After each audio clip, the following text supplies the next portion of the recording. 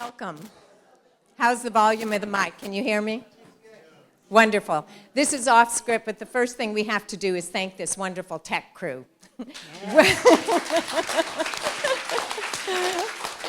I tell you, I don't know where we would be in our world without techies to help us and tell us where to go and when to go there and how to do things. I do want to let you know that this session is being photographed, so just be aware of that.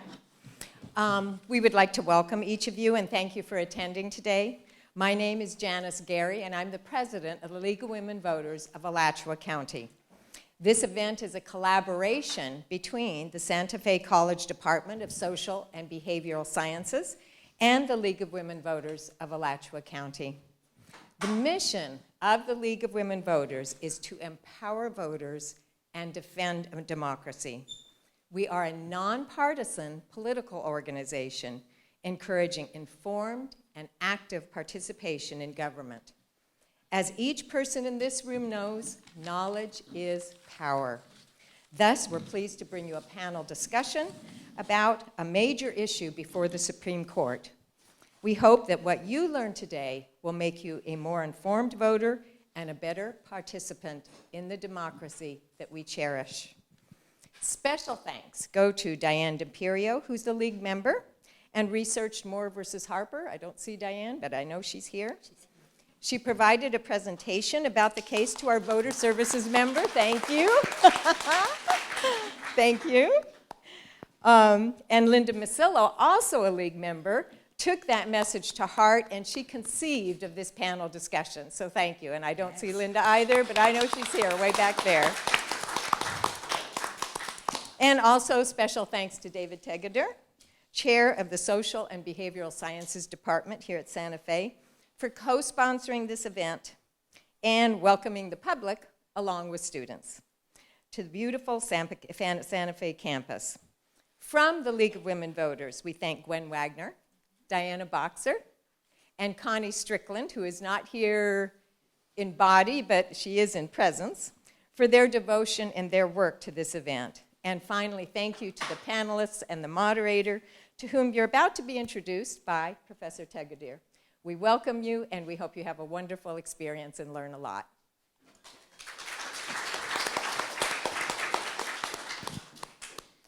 Thank you all. I'm Dave Tegader with the Department of Social Sciences, and I'm so happy to welcome you all here alongside the League of Women's Voters. It reminds me that my dues are I'm behind and need to send a check, so it's sitting on my desk at home. We have a great panel for you today, and with talent from both Santa Fe and the University of Florida's Law School. Let me quickly introduce so we can move into the program. First, we have Professor Alan Beck, Professor of Political Science here at Santa Fe. He's a graduate of Brooklyn College, both his BA and MA in political science and political economy, and a PhD from the City University of New York's graduate school. His doctoral work focused on American social welfare policy, and while working on his graduate degree, he served on the staff for the Committee for Modern Courts, a nonprofit court reform organization in New York that worked to improve the quality and fairness of the New York court system, especially in matters concerning how the courts treat poor New Yorkers. He's been a professor of political science here since 2005 and teaches a variety of courses for us. Professor Larissa Lidsky is the Raymond and Miriam Ehrlich Chair in U.S. Constitutional Law at UF's Levin College of Law. Previously, she served as Dean for the University of Missouri School of Law. That was from 2017 to 22. And the focus of her research and teaching is the intersection of tort law and the First Amendment, with a special focus on free speech issues in social media. Before that, she was at the University of Florida School of Law as Associate Dean for Graduate and International Programs, and the recipient of many, and I'm excited to hear your presentation. She's a recipient of many student-selected Best Teacher of the Year awards. So, and finally, our moderator is Professor Donna Waller, now retired from here at Gainesville at Santa Fe, and representing the League of Women's Voters. Donna is one of those people in the community who is the community. She's everywhere. And she, well, I should say everywhere since 1980, where she came to Gainesville to pursue a doctorate in political theory. And as she puts it, she just never left. Came on to Santa Fe in 1985 and retired as full professor in 2012.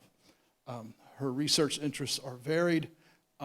Most important, though, is she remains engaged, as you members of the League know, in the community. Recently, as a retiree, she's been doing a lot of work doing civics classes for the Senior Center here in Alachua County, and also running classes for the Institute of Learning and Retirement at Oak Hammock. Enough from me. Please welcome our guests.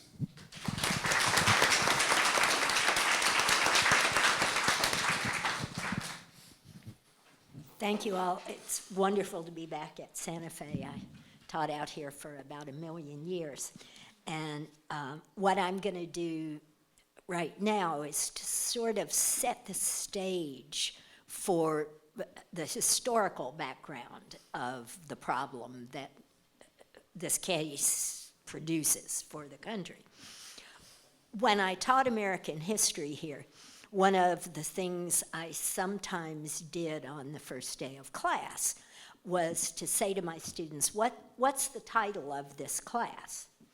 And the answer to that question was United States History to 1877.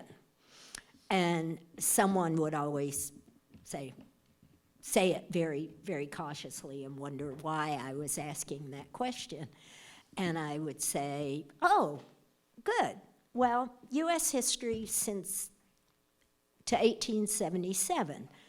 That means I don't have to talk about the American Revolution or Native Americans or the founding of the 13 colonies, because the United States does not exist until the writing of the U.S. Constitution. And everybody in this room knows that there was a lot of North American history before that. But I bring this to your attention because one of the backdrops of this is a historic problem. The states were first. And one of the ways you can tell American history is as a story of nationalization over the course of our entire history. But that has been a very uneven process.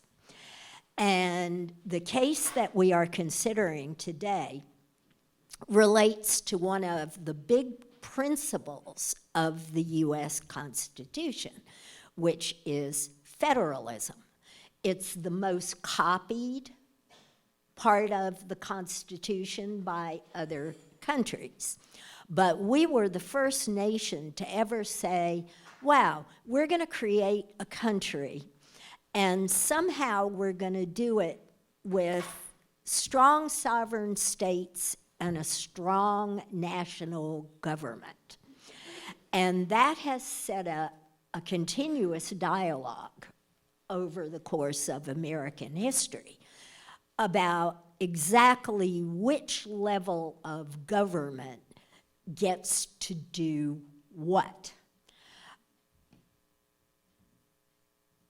The framers had to make a lot of compromises to get the states to agree to sign on to the Constitution.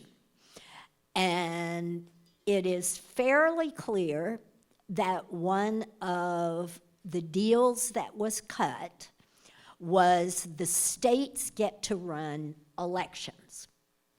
You're going to hear the panelists talk about that. And over the course of American history, that has been true with 3 basic exceptions, which really means that 3 different times the national government has stepped in to the issue of electoral politics. The first is one that virtually everyone in this room has benefited from, white males being in the minority here, and white males with property being even more in the minority here. That is with the extension of suffrage. Okay. When the Constitution was written, states granted the right to vote mostly to white males with property. By the 1830s, some states had extended the suffrage to white males without products, without any sort of property, producing Andrew Jackson, by the way. The rest of us were enfranchised by constitutional amendments. And the reason for that is that the states control elections and they wouldn't do it. So many of us have been enfranchised by an intervention from the national government. That's way number 1 that the nation has spoken on electoral issues. Way number 2, which has great bearing on what you'll hear today, is that the federal courts have, over the course of American history, indicated that political equality has another component besides just the right to vote. The federal court system has essentially spoken and said not only should we all have the right to vote, but all votes should be worth the same. And generally speaking, that has 2 concrete applications. The court has said electoral districts must be roughly equal in population. This is what I call the 1 person, 1 vote rule. Used to be called the 1 man, 1 vote rule, but gender language. So the federal court system has indicated that essentially all electoral districts should be the same population. And concretely, what that means is they really are not allowed to vary in population by more than about 1%.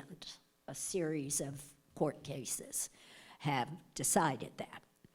So that's one way that votes should be worth the same. But a very long time ago, the Supreme Court spoke to the issue that Moore v. Harper speaks to today. And the Supreme Court has ruled that you may not draw legislative districts in odd shapes in order to benefit or harm a group. And that is called gerrymandering, after a politician whose district was the shape of a salamander in 1896.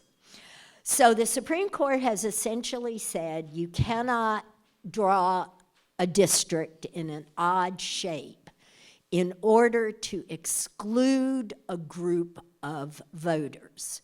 And the precedent case is Colgrove versus Green, which was a district that was drawn in a 64-sided figure in Tuskegee, Alabama, so that no African Americans would be elected to the city council. And so there's a very clear precedent about gerrymandering in terms of race. That is not what we will be discussing today. But the court in that case simply said you can't draw an odd-shaped district to exclude a group of voters. So that's way number two. Way number three is, again, a kind of a way we got to where we are with this case, and that is that in 1965, the U.S. Congress passed the Voting Rights Act, which was designed to enfranchise African Americans in the South who already were legally enfranchised, but were disenfranchised by a number of very unusual tactics invented by Southern state governments. For a very long time, the national government was able to kind of monitor offending districts that didn't allow for open voting and fair voting. But a number of years ago, 3, 4, large chunks of the Voting Rights Act were declared unconstitutional by the Supreme Court. And that has opened the door to the matters that we are discussing today. So with no further ado, I'll turn it over to Dr. Beck, and we'll talk about Moore v. Harper. Thank you, Donna. And hi, everybody. I have been looking at this quote from Judge Michael J. Lodig over and over and over and over. He's a very respected conservative judge. He was a judge of the U.S. Court of Appeals, frequently mentioned as on the short list of potential Supreme Court justices. And the fact that he's willing to make such a dramatic statement about this case that we're going to be discussing, Moore versus Harper's, really affected me. And you know that we haven't had events like this very often. We haven't had any events like this about any Supreme Court cases. Clearly, there's a sense of real urgency about this case that has caused the League of Women Voters in Santa Fe to want to do this. And I was, if you know me, you know that I agonize over things like this. And I went through several versions of what I was going to do. And I kept looking at that quote. And I thought that I would say something, for starters, that would match the sort of sense of urgency that you feel by the very fact that we're having this event, and that Judge Lodig would say something, right? Like, I believe this is the most important case for American democracy, literally since the founding of the nation. I think this case certainly stems from the issue of gerrymandering, but has to do with a lot more than gerrymandering. And I risk being rather over-dramatic in how I'm going to present this. And you just blame Judge Lodig for goading me into that. I'm going to give you a good book recommendation. One day, like the first week of this term of my comparative politics class, a wonderful student who's holding up the book right now came in and showed me that book and said, and she's a political science student, and said, "Is this a book I should read?" And I said to her, "Every political scientist reads that book. And if you're studying political science, you have to read that book." And that book was published in 2018. It's written by Stephen Levitsky and Daniel Zyblatt, who are a team of political science scholars who have spent years working together studying the historical and contemporary demises of democracies around the world. And here's a quote from the introduction to the book. We tend to think of democracies dying at the hands of men with guns. But there's another way to break a democracy. It is less dramatic, but equally destructive. Democracies may die at the hands not of generals, but of elected leaders who subvert the very process that brought them to power. Often democracies erode slowly in barely visible steps. Constitutions and other nominally democratic institutions remain in place. People still vote. Elected autocrats maintain a veneer of democracy while eviscerating its substance. They go on in their book throughout the book to discuss examples of this. Countries like Georgia, Hungary, Nicaragua, Peru, Philippines, Poland, Russia, Sri Lanka, Venezuela. If you want to look at an example, Hungary, and Poland has been very similar to this. They've used typical tactics. The ruling party in the parliament tears down the powers and independence of the judiciary and tears down other checks, right, on them, institutional checks. And as a result, they're able to manipulate the conduct of elections and ensure that it's extremely hard to vote them out of office. And they proceed, in the case of Hungary, to use that power. It could be used in all kinds of ways, but they use their power to tear down critical media and non-governmental organizations and academic institutions that teach things that the government doesn't want taught, and stop anything that criticizes the government or helps the society to examine itself and the realities of its history. They crack down on protections of minority groups. And this is what they tend to do once they've cleared the field of the important institutional checks in their systems. I said I was going to be a little overdramatic here. Okay? This is a picture from a protest in Tel Aviv in Israel. Earlier this week, over 10,000 people were there in Tel Aviv. What they're protesting about is that their Netanyahu's majority coalition in the Knesset, the legislature, is, well, in the minds of a lot of people following the Hungarian model. They're on their way to passing a law that would have the majority party coalition in the Knesset choosing the judges, would strip judges of their ability to overturn laws, enable the parliament to overturn judicial rulings by a simple majority vote, and so forth, basically eradicating the central check on the power of the ruling party in the legislature. People there don't seem as complacent as people here.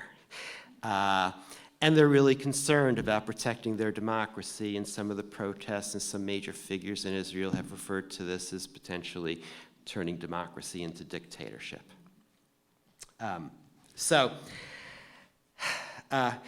What does all this have to do with this case from North Carolina, Moore versus Harper? Well, as I keep saying, because of my fear that I'm being hyperbolic here, I really think it's important in a democracy to be really vigilant. And you know, if you're riding down a highway, going from a mile from here to there doesn't seem like much of a change, but you've got to understand where the highway's leading, right? And even traveling a short distance on that long highway, you've got to realize, if I go this far, how far are things going to go? And you've got to stop them, or maybe get off an exit ramp before you get to the really bad place.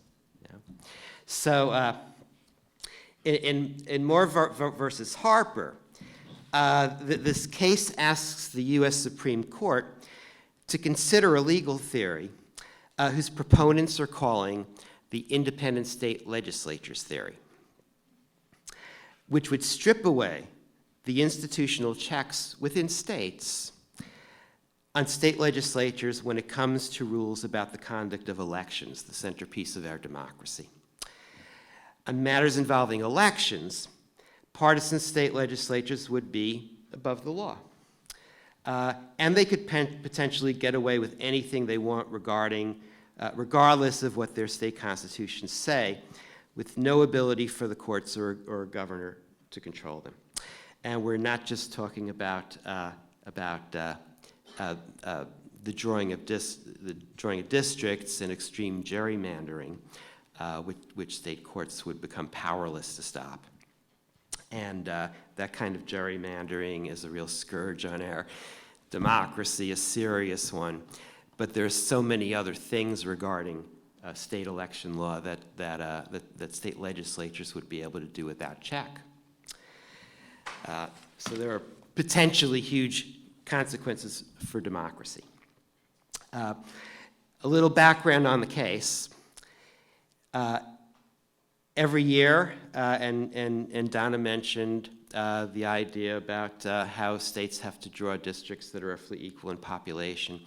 And according to the Supreme Court decision made in the early 60s, states have to redraw their districts every 10 years after the census to make sure that they're equal in population size. So North Carolina did that right, after the 2020 census. North Carolina is an extremely purple state. Okay? They voted for Obama for president in 2008 and 2012, and then they went Republican in 2016 and 2020, all by very close margins. In 2020, they elected Roy Cooper, Democrat, to second term as governor. In the last couple of House of Representatives elections, if you look at the statewide vote, in 2020, Democrats won 50% of the vote. Republicans won 49.4%. In 2022, Republicans won 52% to 48%. Okay? An extremely competitive state. But the North Carolina state legislature, which has a Republican majority, drew a map that was extremely heavily gerrymandered. They drew funny shapes to pack heavily Democratic areas into a tiny number of districts, and they created a district plan that had 10 heavily Republican districts and 3 heavily Democratic districts and 1 competitive district. And this quote is from the North Carolina legislator who was in charge of redistricting in the 20-teens. So he's not referring to the 2021 redistricting, but it tells you something about the motivations for doing this kind of thing. And that motivation is not a desire to enhance democracy. Right? Okay, so a case was brought in North Carolina. Rebecca Harper, who's a member of the Advisory Board of Common Cause of North Carolina, a good government group, brought a case citing the free and fair elections clause in the North Carolina Constitution, which is a pretty vague clause. It says nothing more than that voters have a right to free and fair elections. It doesn't talk about what comprises, free and fair election. But the court agreed with her, the state Supreme Court agreed with her, that the district plan violated this clause in the state constitution, because voters need to be protected in order for there to be free and fair elections from being deprived of substantially equal voting power on the basis of partisan affiliation. So the Supreme Court, it was a 4-3 decision. The Supreme Court, because the next election was around the corner, put forth a temporary map to be used in the 22 election. Ultimately, with that map, the state elected 7 Republicans and 7 Democrats to the U.S. House of Representatives, fairly well representing the divisions in the state. And then a case was brought to the Supreme Court.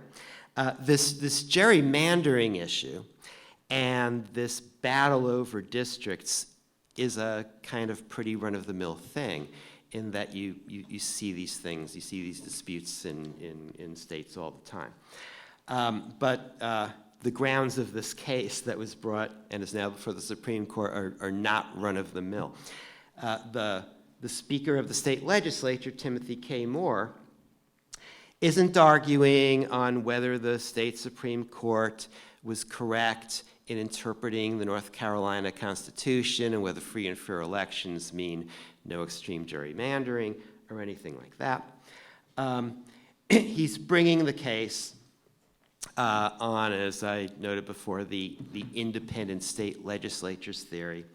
And what he is bringing before the Supreme Court is a theory that state Supreme Courts have no role at all in ever overturning decisions about elections made by state legislatures. He's trying to get the U.S. Supreme Court to say the state legislatures basically have unchecked power on election matters. And the independent state legislature theory is based on a literal reading of Article 1, Section 4 of the Constitution. And this section says, "The times, places, and manner of holding elections for senators and representatives shall be prescribed in each state by the legislature thereof, but the Congress may at any time by law make or alter any such regulations, except as to the places of choosing senators." And what they're saying here is that when they wrote the Constitution, they didn't say that the power to determine the times, places, and manners, all the rules related to elections, is in the hands of the state government. They very specifically said the state legislature. Right? Thus, the state legislature within their states has sole control, right, over rules related to election with no checks on them within the state. Not a court overturning election law because it violates the state constitution, not a veto by the governor, right? The state legislature has absolute power. This could have extreme consequences.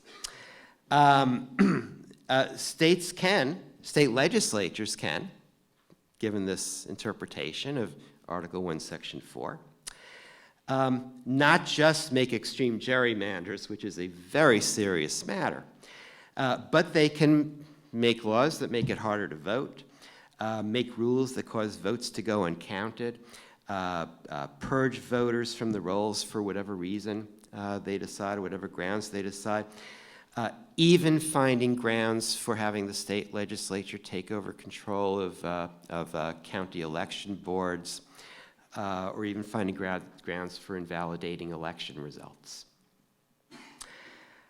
The consequences, ultimately, state legislatures can manipulate election rules to put the party in power pretty much in charge permanently. And that's anathema to democracy, obviously.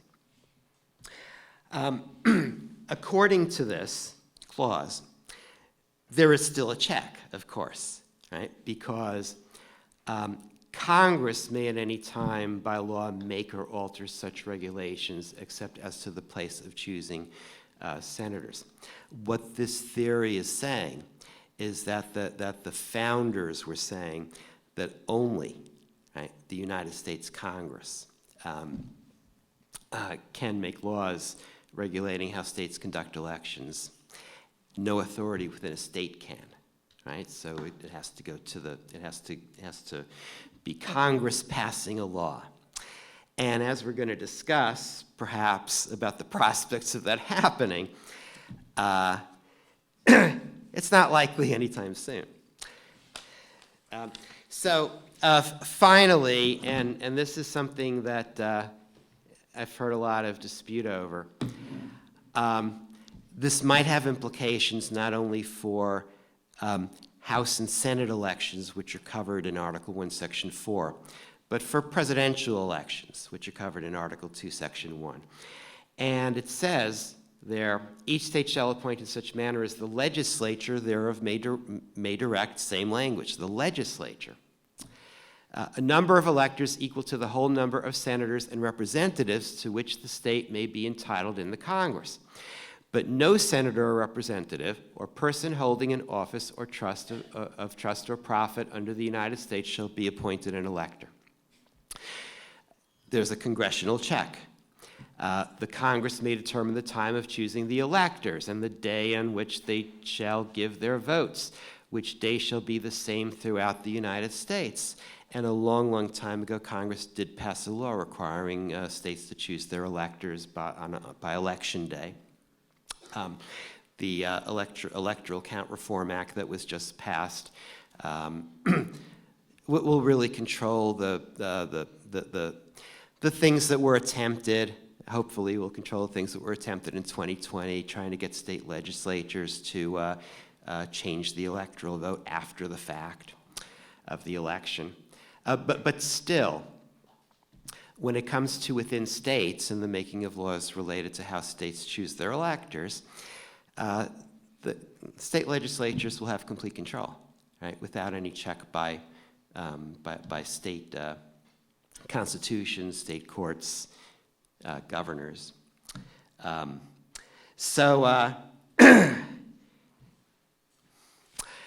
One more note, and then I'll stop.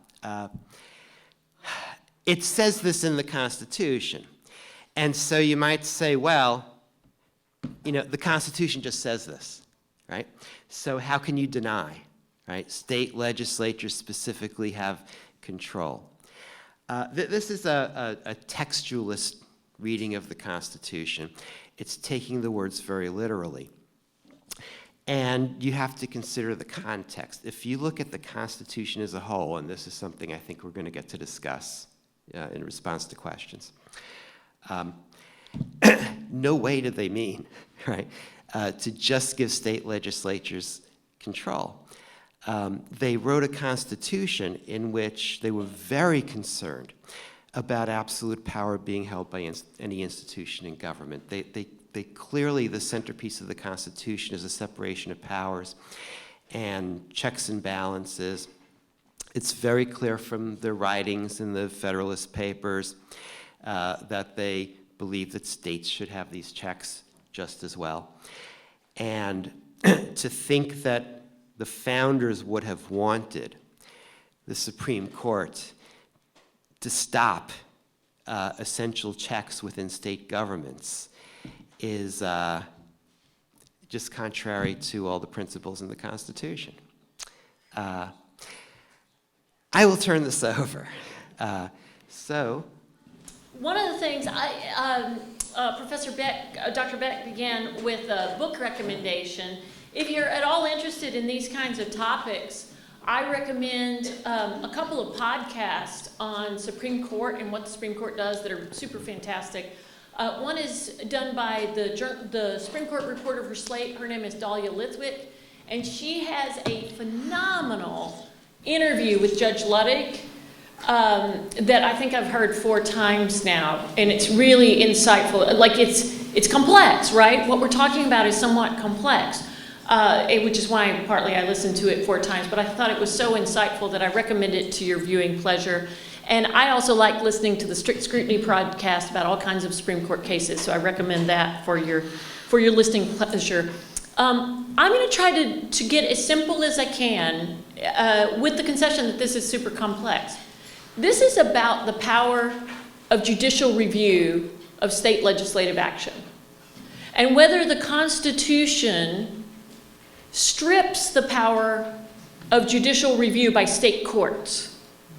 Okay, so notice the federal court, the Supreme Court is a federal court. They're not saying it strips them of the power to review what the state court's done, they're potentially going to say that the Constitution strips state courts of the power to review what their legislature has done under their state constitution.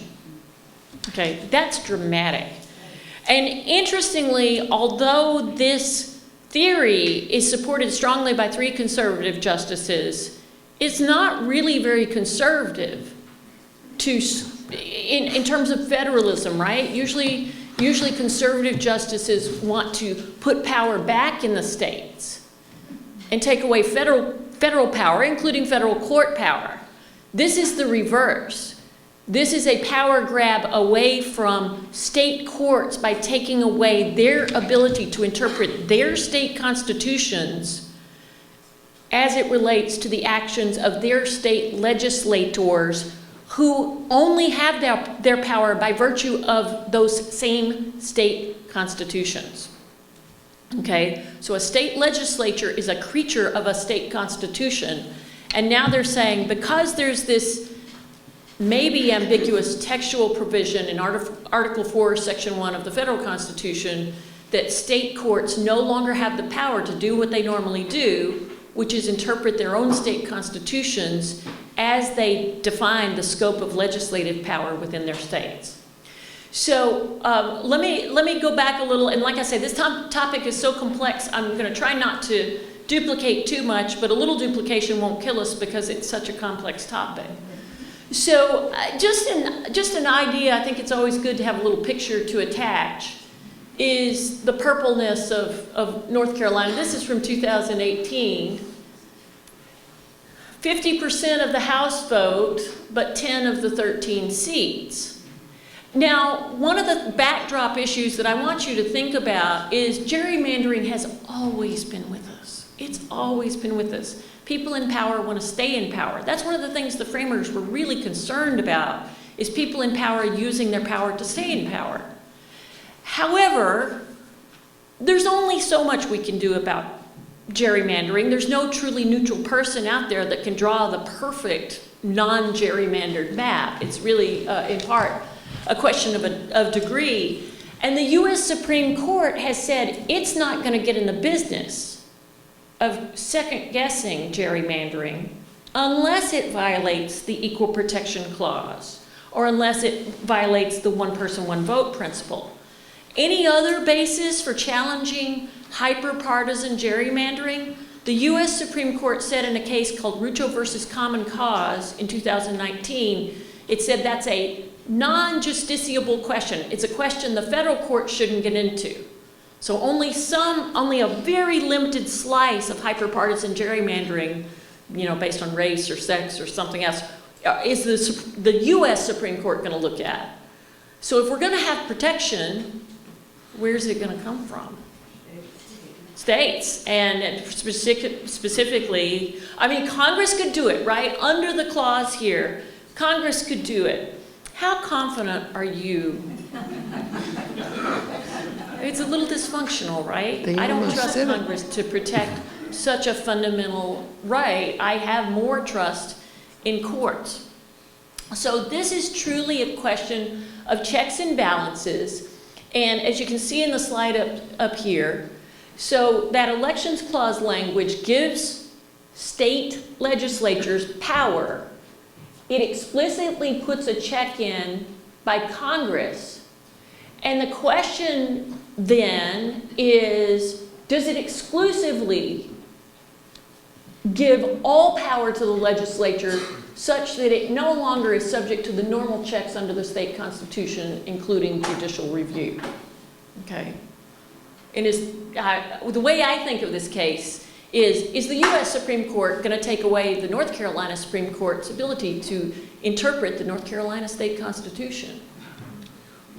Okay, I said I was going to try to simplify it. This is a little oversimplified here, this slide, but what is the independent state legislature doctrine? Here's a simplified version of it. The theory interprets the word legislature in the elections clause to mean that state legislatures, and only state legislatures, can make laws regulating federal elections And I say it's a little oversimplified because, of course, Congress could come in and do something under the Elections Clause. And then the second part is, thus, a state legislative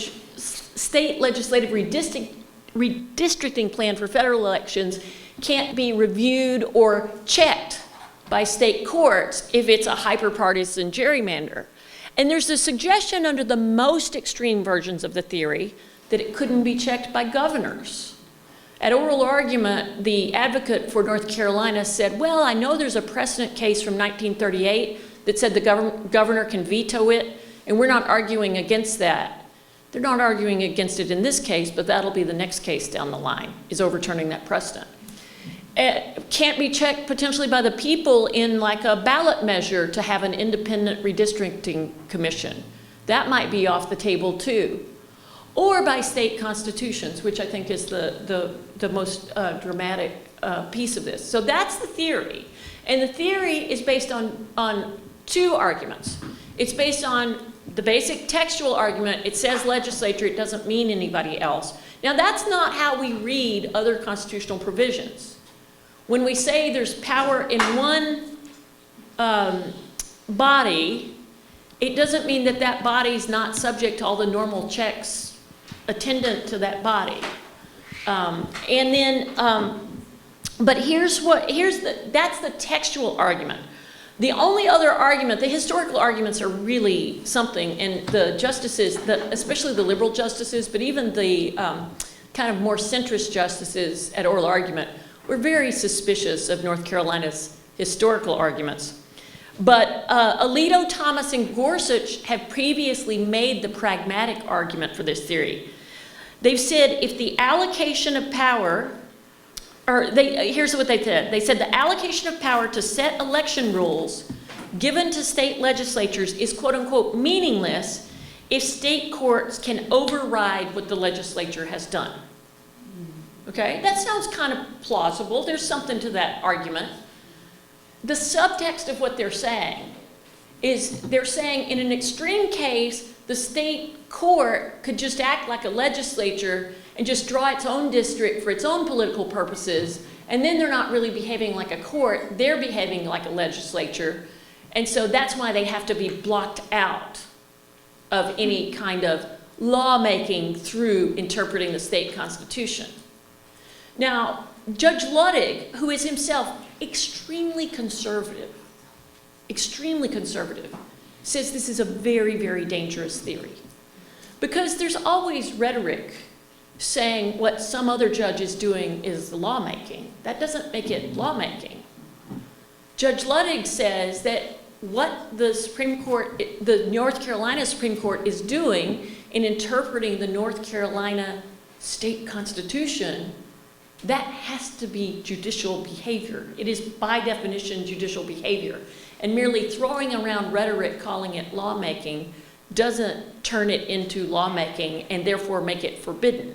So you can see, I think, that there's a very political subtext. If it's only lawmaking if Thomas, Alito, and Gorsuch don't like the outcome, potentially. That's not the world's greatest constitutional argument. The arguments against the state legislature theory, I made a list of the kinds of arguments. There's a textual argument, there's a pragmatic argument, there's an originalist argument, there's a structural argument based on constitutional design and constitutional architecture, and there are precedential arguments. And I can't go into all of those, but let me just give you the textual argument. The text of the Constitution says that all powers not granted to the federal government are reserved to the states. That's the 10th Amendment to the United States Constitution. And so when it reserves powers to the state, what's included in that power is the state judicial power and the power to review state legislative actions. So the Article 4 didn't deprive the state of the ability to check state legislative power because that power was never taken away from the states in the Constitution. It's always resided in those state courts, And it can't be taken away by the Constitution because of the 10th Amendment. And so there's a very good textual argument for why it says legislature, so it means only the legislature except checked by Congress. There's a very good textual argument why that's not true. Another argument I'd like to bring to your attention is the historical argument. The framers wrote the elections clause against the backdrop that you already had some of the states with their state constitutions. So at the time of the framing, when you're adopting Article 4, you already have state constitutions that have set the ground rules for how power operates in the states, including the ground rules for the relations between the state legislature and the state courts, and the governor, the executive branch in the states. And so that's taken as a given. The most bizarre argument, I thought, in the Supreme Court's oral arguments is the North Carolina folks were arguing that the governor really isn't an executive branch official. He's really a legislature too, because they had to distinguish that 1938 precedent for why had the Supreme Court previously said the government could veto these things? The governor, I'm sorry, not the government, the governor, the executive branch. And so they were trying to distinguish that, and they're like, well, before the Constitution, in the state constitutions, a governor was really a legislator of another kind. And so when they said legislature, they really meant governor too. I thought that was incredible. So did Justice Sotomayor. I encourage you, it's 3 hours worth of oral arguments. I encourage you to listen. The outrage on behalf, God bless our new Justice Ketanji Jackson Brown. She was prepared. She got out of the gate early, and her question, they call it a hot bench when it's really hard to answer the judge's questions because they're so sharp and they're so into it. Ooh, talk about a hot bench. And Justice Sotomayor, too, was like, she was not having any of it. She was not having any of it. I've never heard an oral argument that was so pointed in that way. It's worth listening to. I could review the rest of the arguments, but probably what you're interested in is the predicted outcome based on those oral arguments. And so I have some maybe you're depressed by now. Perhaps you're depressed. So I have a little optimism for you. I don't know how much optimism I should be providing, but maybe a little. Okay, so you see here the top three there to the left, Thomas, Gorsuch, and Alito. They seemed really down with the independent state legislature theory. I won't say doctrine because that gives it more weight than it should have.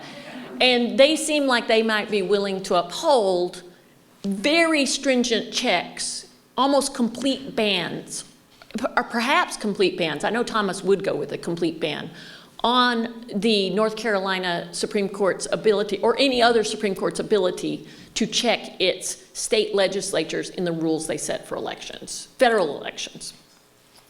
By the way, that points out one of the absurdities of this thing. They can't check the rules set for federal elections, but when the North Carolina legislature sets the rules for state elections, which tend to occur at the same time, they can check that. So they could have different maps for the two sets of elections. Does that make any sense whatsoever? Not really. The three liberals, Sotomayor, Kagan, and Justice Jackson Brown, they're not having any of it. They're going to throw this thing out. The three, I wouldn't once have called them moderates, but that's a mark of how much things have shifted. Justice Amy Coney Barrett, Kavanaugh, and Roberts, they weren't buying it lock, stock, and barrel. Now, what they'll do is not clear. Maybe they will reject it outright. They clearly, in their questioning, were searching for some middle ground where they could limit state Supreme Courts, maybe at the margins, but not limit them hugely, like maybe not put a complete limit on state Supreme Court review of these legislative determinations. And they were kind of searching. It's not clear what that middle ground would look like. The Solicitor General, in his argument, framed the proper test as, quote, whether the state decision is such a sharp departure from the state's ordinary modes of constitutional interpretations, that it lacks any fair and substantial basis in state law. So maybe if the North Carolina Supreme Court made an interpretation of its prior law, its Fair Elections Clause, for example, that was just crazy out of step with anything that they had ever held before, maybe there would be a limit on what they could do there. Neil Katyal, arguing, offered a similar test, but he described it as a sky-high standard for federal court intervention, meaning it would be in the most extremist kind of cases where you've got a state court really behaving almost lawlessly, that maybe the federal court could get involved. But I want to, how bad would it be? Well, how bad could it be? How bad could it be? Okay, well, it could be bad. It could be bad. So one of the reasons that this theory is so controversial is not just that it strips state Supreme Courts and perhaps potentially other actors of checking state legislatures, but that it would have done so in the January 6th context. And Judge Michael Luttig was very clear about that. That was a different clause of the Constitution. It wasn't the Elections Clause, it's called the Electors Clause. It's about presidential elections. But the theory that was being run by the Trump allies at the time was state legislatures can decide any way they want how to tell the electors for presidential elections to vote, regardless of popular vote, regardless of their law, regardless of, so it doesn't matter how your citizens voted or if it's winner take all or it's proportional or whatever, the state legislatures can just allocate their electors any way they want without check. Obviously, I think that's not a theory that is consistent with the Constitution or a theory that we would want, but the concern is that once you open this door, you become closer to making that a reality. And that John Eastman theory, he's now infamous for running that theory, that it no longer becomes crazy to think that state legislatures could take control and overcome the will of the voters in their states. Here's what well, there's two things I want to read you about how bad it is. This is Kate Shaw. Kate Shaw is a really extraordinary constitutional lawyer. And she says, any decision that allowed federal courts to insert themselves into state courts superintending of state constitutional provisions when it comes to voting would be enormously problematic, even if not cataclysmic, if you took a middle ground approach. Because it allows that federal court to reach in whenever they want to contravene state court interpretations of state constitutions. Judge Luttig was a little more alarmist. And remember, he's very conservative, like very conservative. He said any Supreme Court test that allowed inquiry into whether state court decisions are sufficiently judicial to satisfy the US Supreme Court would inevitably entail the imposition of federal ideas about judging onto state courts in a way that's fundamentally incompatible with state sovereignty and constitutional principles. So it violates, so the two main concepts, coming back to Alan's remark, the two main concepts in operation here are federalism, which is the power relationship between the states and the Fed, and separation of powers, which is the checks and balances on legislative power by the judiciary. Should you be optimistic or pessimistic here? It could be worse. I guess what I'm going to say is, going into the arguments, I was afraid that there were going to be 6 votes for the most extreme version of the theory. There clearly aren't 6 votes. There are only 3. Where we land middle ground-wise, it's a sign we've moved what we call the Overton window. The Overton window is, in public discourse, what views are thinkable, or what arguments can be made. It's a sign how far we've made the unthinkable thinkable that we even have this case before the Supreme Court. Because this is just like invented. I mean, it's like a strange textual argument that Justice Rehnquist had some dicta in the Bush v. Gore opinion, which was an opinion supposed to be good for that day and that train only, right? They said at the time, this is limited, it's only resolving this thing. And it wasn't even a majority opinion, and yet they pulled out this dicta to get here, in part. So even the fact that my optimism might be centered around maybe it won't be the worst, it'll be a middle ground, that's not great optimism. Okay.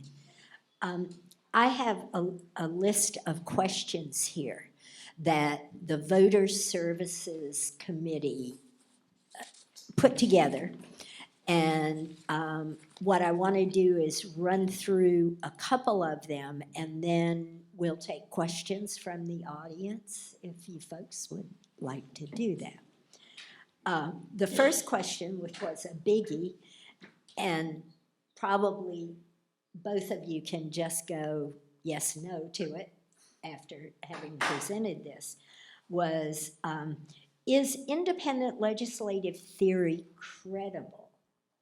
And what were the framers' actual intent? So first of all,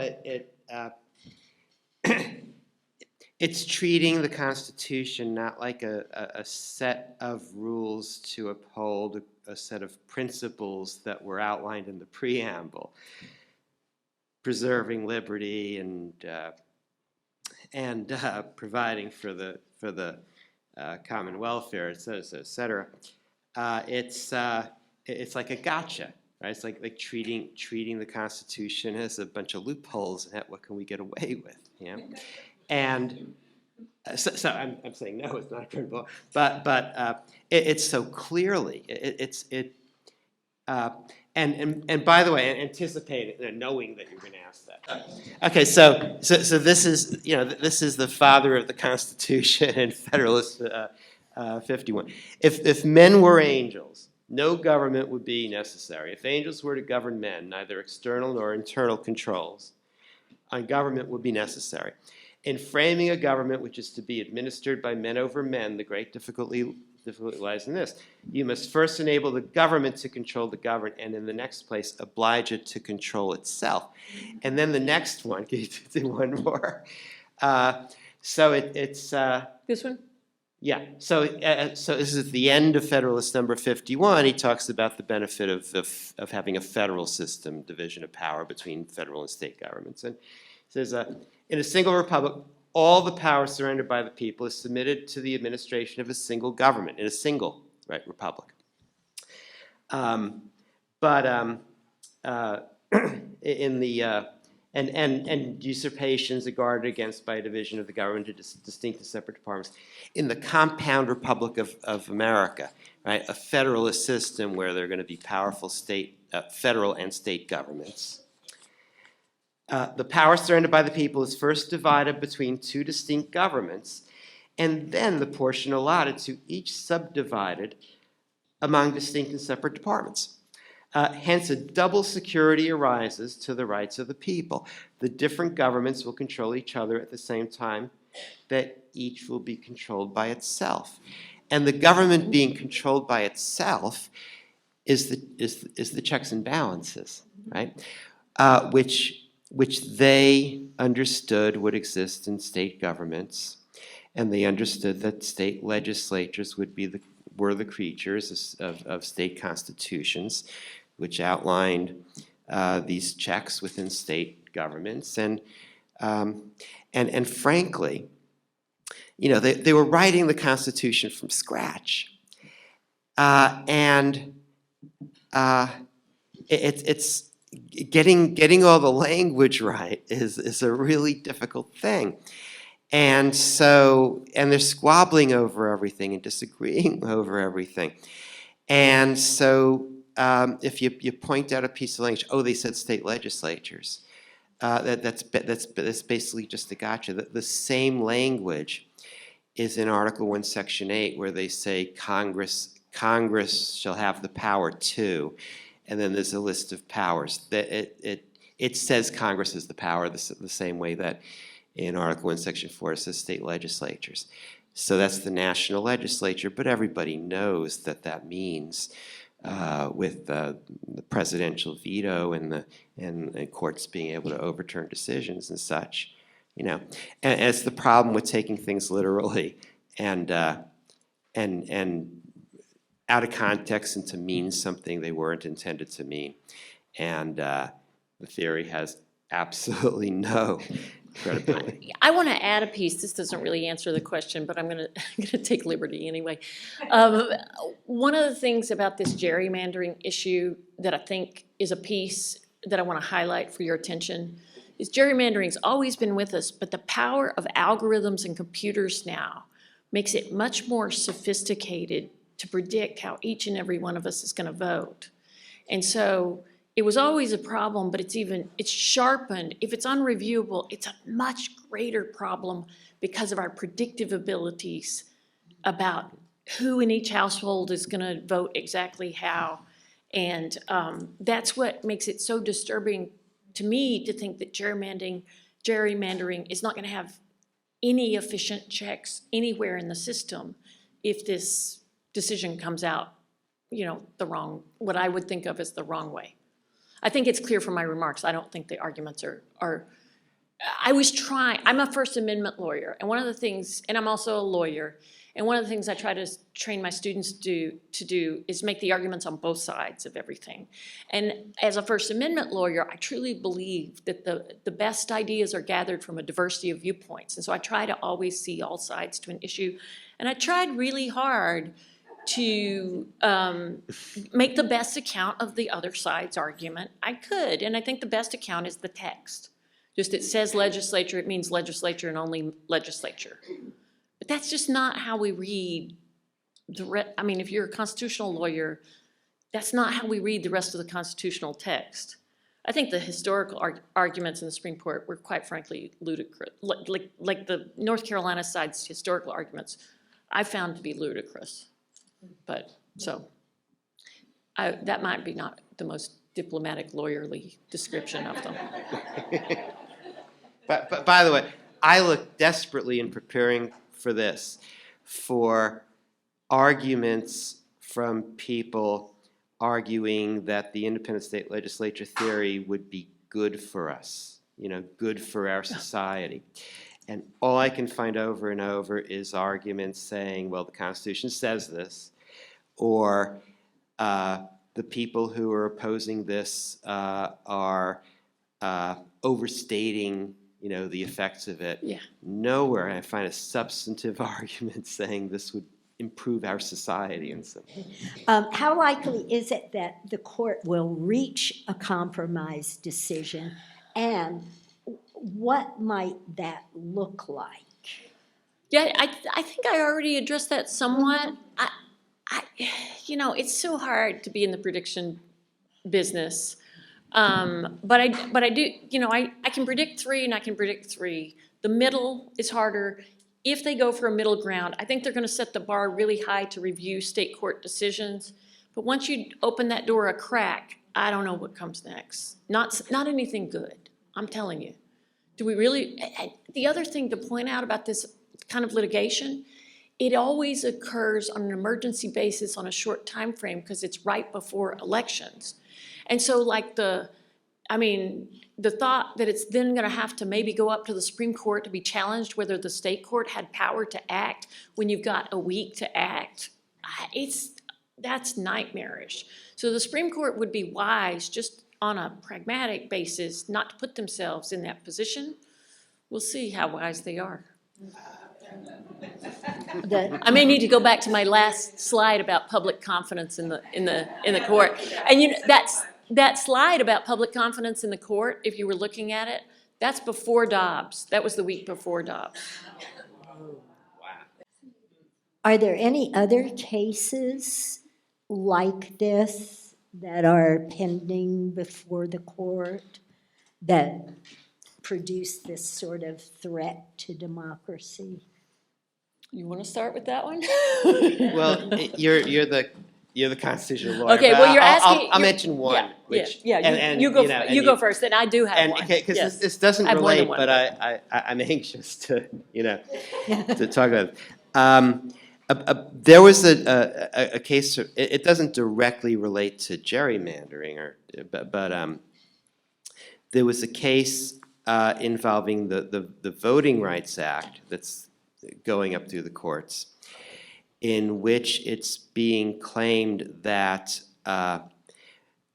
people, voters, citizen groups, what have you, can't bring cases claiming discrimination in state voting laws, like racial discrimination in state voting laws, right?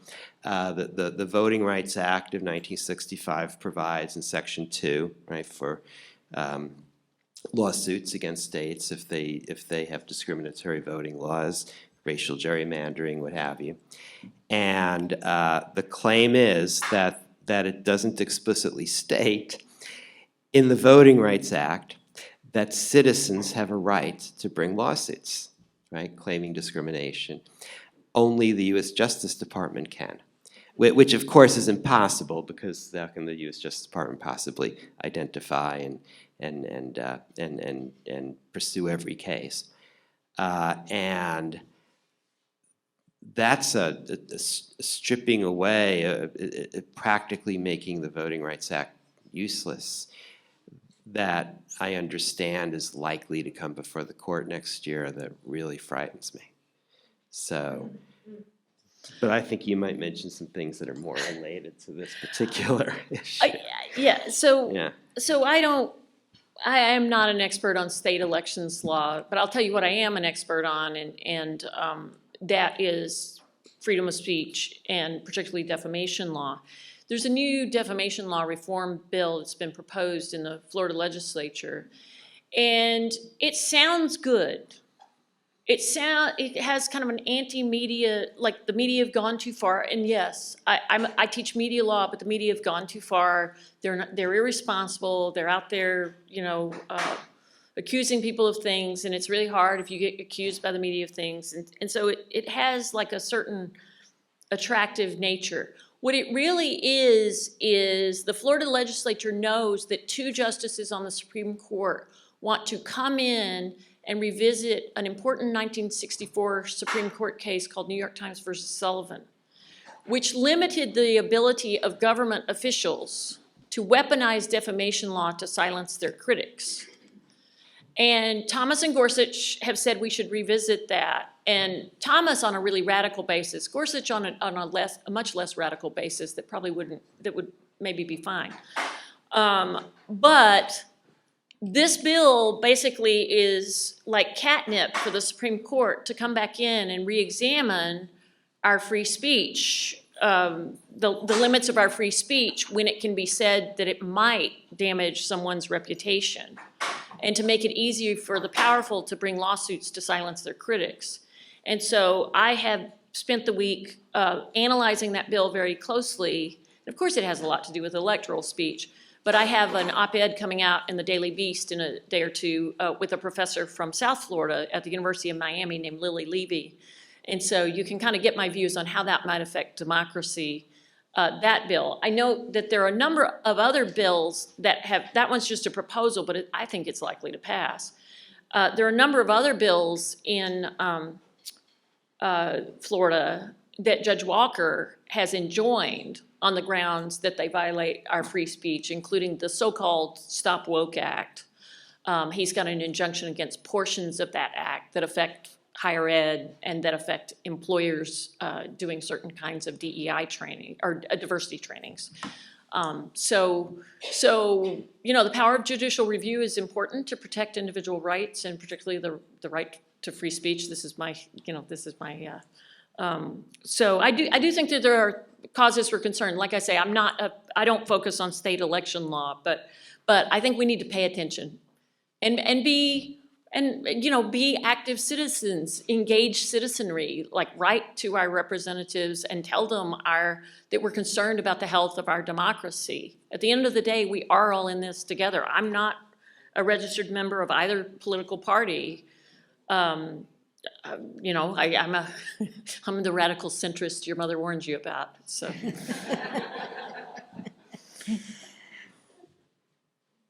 I just looked at the clock. Does anyone here have questions for our panelists? Okay. We've got a mic here. That would be a Okay, yes. maybe I missed something, but I'm having trouble understanding how Moore's case justifies shoving aside checks and balances when that's what both of you keep talking about. Where does that come in? It's just because Article 4 says the legislature has the power to set the rules for federal elections, and although it contemplates a check in the federal Congress, and because it doesn't say it sets the power to regulate federal elections, it doesn't say subject to judicial review in the state court, it doesn't say subject to governor's veto, it doesn't say, it's its silence that they're interpreting to mean it's uncheckable. That and the fact that it comes in a provision in the federal Constitution, they're saying that the power to set the rules comes from federal power in the federal Constitution, and therefore it can't be checked by another state power, which is quite frankly absurd because there were prior state constitutions, and legislatures don't exist except as creatures of state constitutions. They are inherently creatures defined and checked and governed by state constitutions. That's what they are. So even if it says legislature, what legislature means is a creature defined and checked and governed by state constitution. It's my understanding that the North Carolina Supreme Court has agreed to rehear the case, and presumably we would expect the outcome to be different. So if the Supreme Court of North Carolina agrees with Moore, then do you think that would have any impact on what's happening at the Supreme Court, at the U.S. Supreme Court? Maybe. Sorry, that's the classic lawyer dodge. I mean, I think sometimes the Supreme Court will get into a case and then they will decide it's mooted by a state action, the state moves on, and I don't think they'll say that here because it could keep coming up again, and so they would still think it's a live issue potentially. Maybe sometimes if they think political stuff has moved on far enough that it's not the right time to step into the issue anymore, like their decision won't be timely in some way, they can decide that they granted certiorari the hearing of the case improvidently, and that they should wait for a future case to determine the issues when it's more squarely presented. I think they had to take this case. They really kind of had to take this case because this theory kept coming up, partly because of some of the pandemic decisions where, clearly Thomas, Alito, and Gorsuch wanted it to come up. And so you had all these trial balloons out there in the state courts that it was coming up. And so the Supreme Court needed to weigh in. I don't think it means they took it just to accept it, but they had to take it because of those trial balloons being put up everywhere in the state courts. So that's kind of a lawyer dodge to your answer. I just want to thank all of you for coming. I want to thank all of you for caring enough about our democracy to be invested in learning more about what's really a very complex topic. And I especially want to thank my constitutional law student back there, Devki. Thank you for coming today. So.